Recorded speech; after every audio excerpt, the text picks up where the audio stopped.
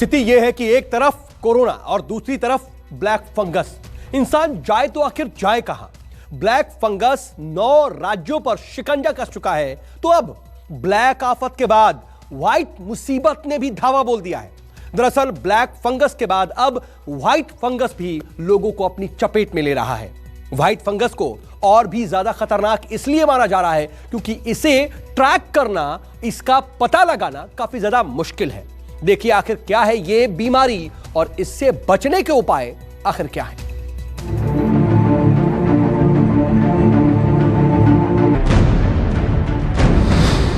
White fungus. आपने अभी तक ब्लैक फंगस का नाम सुना था, लेकिन अब इंसान पर व्हाइट फंगस का अटैक हुआ है। कोरोना का कहर झेल रहे हिंदुस्तान में अब एक और बीमारी का अटैक हो गया है। बिहार की राजधानी पटना में व्हाइट फंगस के 4 केस सामने आए हैं। कैंडिडोसिस यानी व्हाइट फंगस कितना खतरनाक है, इसका अंदाजा इसी बात से लगाया जा सकता है कि इसका पता लगाना मुश्किल है।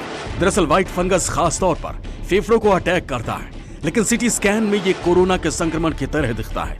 ऐसे में मरीज इस कंफ्यूजन में रहता है कि आखिर वो कोरोना से संक्रमित है या फिर व्हाइट फंगस से। इसके अंदर में इन्फेक्शन हुआ है तो मरीज को तेज बुखार आ सकता है, खांसी आ सकती है, खून आ सकता है खांसी के साथ। ये सारे लक्षण इसके अंदर देखने को मिलते हैं। अगर ये हमारे ब्रेन या राइनोसेरेब्रल नाक या साइनसेस के अंदर में इन्फेक्शन होगा तो हमारे ब्रेन के अंदर में जाके ये ब्रेन के अंदर में एब्सेस क्रिएट कर सकता है। किसी को सीजर्स आ सकते हैं, हेडेक, कंफ्यूजन, कोमा, ये सारे उसके कॉम्प्लिकेशन हैं। तो ये कौन से पार्ट को अफेक्ट करता है, लक्षण उस पर डिपेंड करते हैं। व्हाइट फंगस शरीर के कई अंगों पर असर डालता है।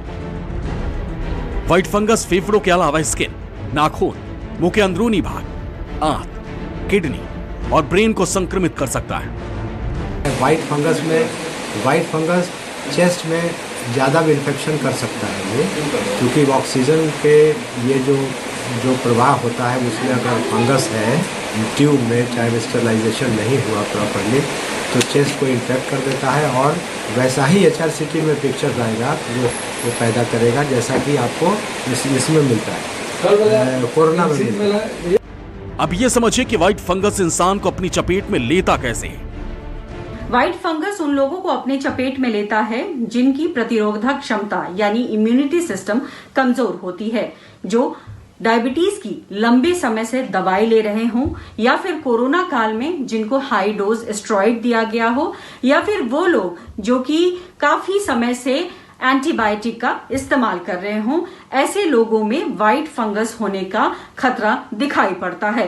साथ ही साथ जानकार ये भी कहते हैं कि जो लोग ऑक्सीजन सपोर्ट पर काफी लंबे समय तक रहे हैं उनमें भी व्हाइट फंगस का खतरा दिखाई पड़ता है। आजकल ये इम्पोर्टेंट हो जाता है इसलिए कि आजकल हमारे कोरोना के पेशेंट्स में हम लोग ऑक्सीजन सपोर्ट देते हैं, स्टेरॉइड्स देते हैं, उसमें फंगल डिजीज़ का इन्फेक्शन का ज़्यादा चांस होता है। और ये जो वाइट फंगस है और ब्लैक फंगस दोनों अपॉर्चुनिस्टिक फंगाई में आते हैं।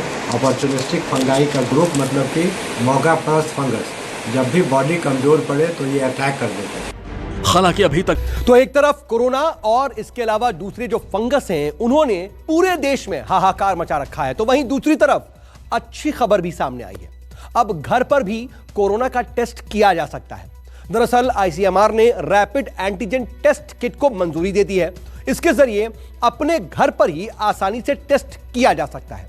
कैसी है ये किट और कैसे होगा इससे टेस्ट, न्यूज़ 24 पर देखिए इसका पूरा डेमो।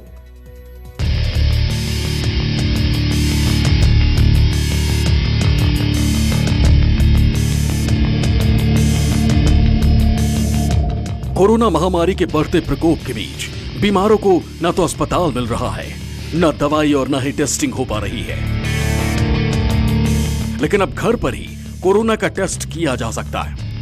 ICMR ने रैपिड एंटीजन टेस्ट किट के जरिए घर में ही कोरोना टेस्ट की इजाजत दे दी है। लेकिन ये होम टेस्टिंग सिर्फ सिम्टोमेटिक मरीजों के लिए है या फिर ऐसे लोग जो लैब में कंफर्म केस के सीधे संपर्क में आए हों।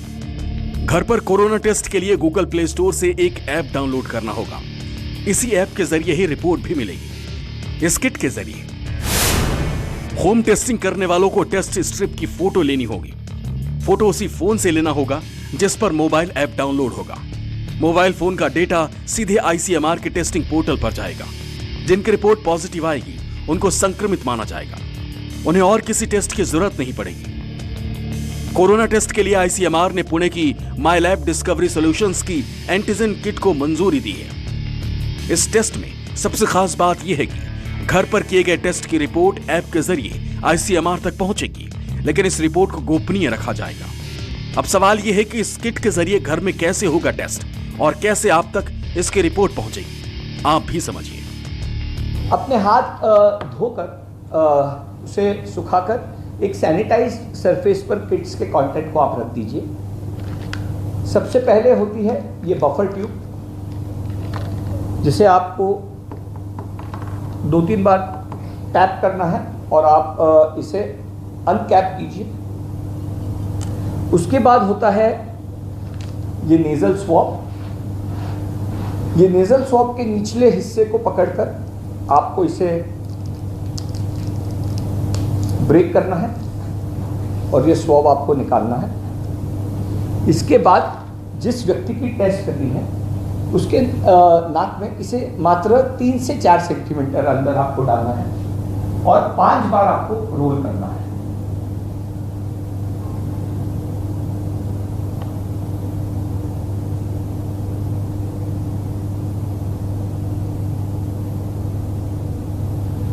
उसके बाद आपको ये नेजल सैंपल इस बफर ट्यूब में डालना है।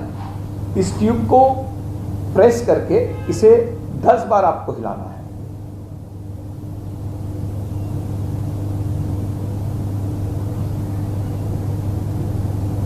उसके बाद इसमें ये ब्रेक पॉइंट दिया गया है जहाँ से आपको इस नेजल स्वॉब को तोड़ देना है ताकि कंटैमिनेशन का कोई खतरा न रहे। उसके बाद आप इस को ये ड्रॉपर के द्वारा टाइटली सील करेंगे और ये जो कैसेट दी गई है इस पाउच के अंदर, ये टेस्टिंग कैसेट आपको दी गई है, इसमें आपको मात्र 2 बूंद 2 ड्रॉप्स